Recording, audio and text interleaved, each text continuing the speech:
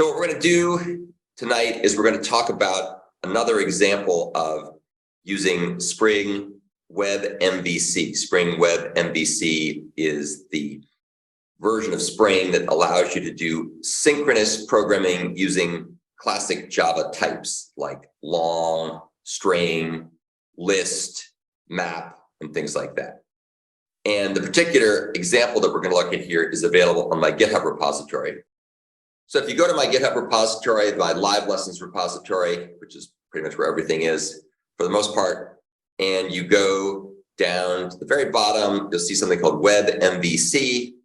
And there's a couple of examples here. The first example is basically this prime checker app that you can see the videos for on my website. And then the second example, EX2, is the version we're going to look at here. And this version is the one that will do some really, really cool things involving passing very complicated data types back and forth across the network and processing with concurrent and sequential programming with Java streams. So that's the context of this discussion. You can get all the examples there. So this is the actual project itself. This is the EX2 folder that's in my web service directory in my GitHub repository. And the main thing we're doing here is we're actually going through recursive directory structure. So I have made copies of quite a bit of code that I've given out over the years in my GitHub repository. It's not everything I've done because it turns out it gets too big for the size of the information to be passed back and forth. But it's basically a very large recursively structured folder. And I've then written a really cool program using Spring WebMVC features in order to be able to create in-memory copies of this data structure and then do various things to it, apply various operations to it, do things like count the number of entries, count the number of lines, search for phrases or words, and other things along those lines. So that's basically what we're doing. And as you'll see, we've got some really cool examples here where sometimes the processing takes place entirely on the server side. So you can go over and ask the server to look for words or count the number of entries in the recursively structured directory hierarchy. And there's also some other examples where we download a copy of the recursively structured folders hierarchy into the client's address space, and then we can apply the operations locally. And this will give us a chance to talk about the pros and cons of doing things locally versus doing things remotely. But really, it's an excuse to play around with some really cool features that make it possible to do all of this type of processing using HTTP requests as the transport mechanism while being able to allow the processing to take place in different parts, either the client or on the server. And for the most part, a lot of these low-level details are kind of swept under the rug through the use of Spring annotations. So I think what I'll do first is I'll just go ahead and run the program just to give you a sense of what we're doing. The way I'm running this, I've got a test over here, and this is designed as something that's called the a Spring Boot test. Spring Boot being the particular platform that we're using to do this web processing. And this test program starts out by essentially auto-wiring a connection to a client. We'll look at the client in a second. And the client's going to be running on the client computer, as you might expect, with a client process. And it's going to make a bunch of requests to a server microservice running. I just have one microservice here. I could have one-to-one, but I just have one. And it's going to make the request, and it's going to time how long these requests take to run. And basically what it's doing is it's applying operations that will process the entries in this recursively structured folder, either sequentially and or concurrently, and do it in a client-server environment. So that's basically the mechanisms that we're going to be using.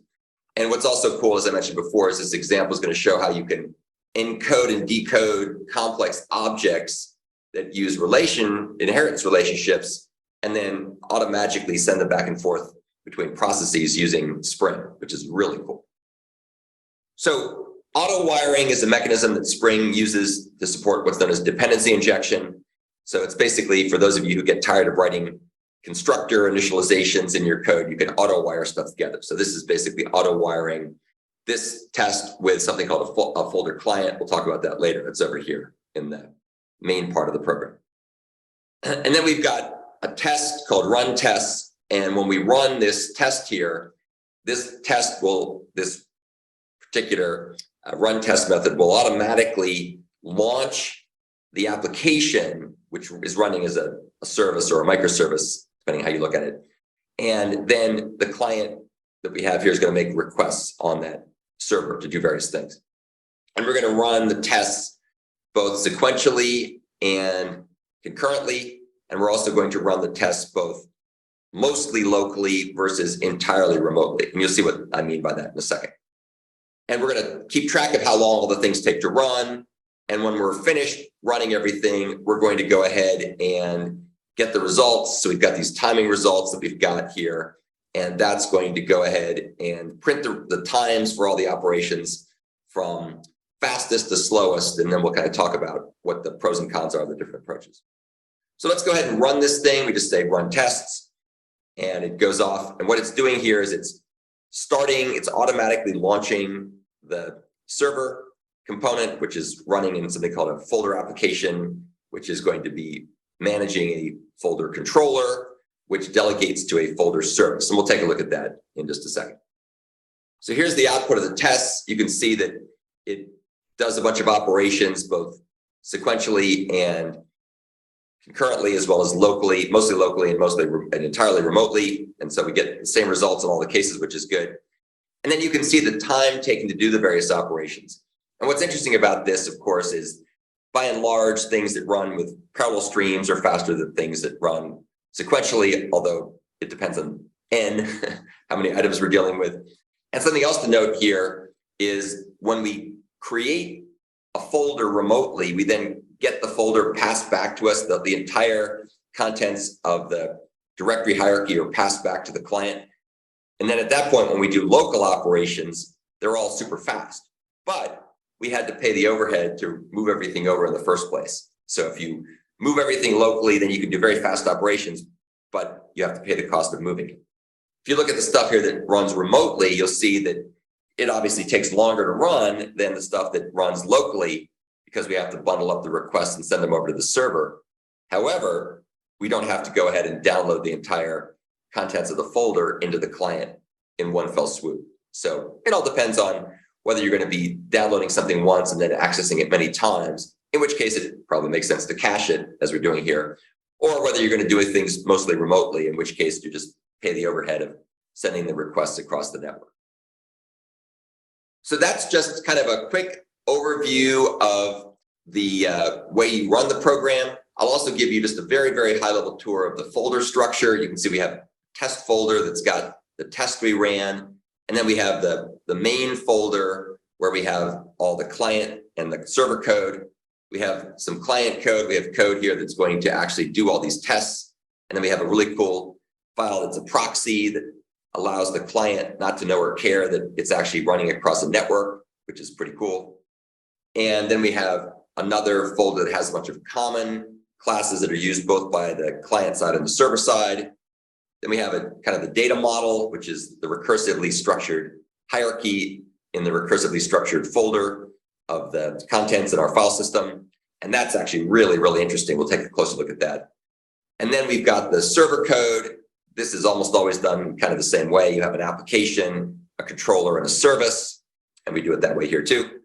And we'll talk about those in a second. And then the final thing we have here are the Utils. And these are reusable classes that I would use in all kinds of systems, not just the folder application. And that's my typical criteria for moving something in one place or another. If it's meant to be used sort of anywhere, like a exception handling utility class or something that tracks how long methods take to run, I put it in Utils. If it's something that's shared by the client and the server code, I'll put it in common. And then data stuff goes in data model, server stuff goes in server, and client stuff goes in client. And you could imagine doing things even differently. This is not the only way to partition a Spring project, but it helps to keep track of things. And then over here, we have the resources, which holds the directory structure that we're working on. And of course, in real life, this would likely come from a database, but I'm just putting it here because it's easier to get access to without having to go through discussions about Java persistence and the Java persistence architecture and so on. Okay, so that's a quick overview of the folder application program case study, show how we run it, show the results.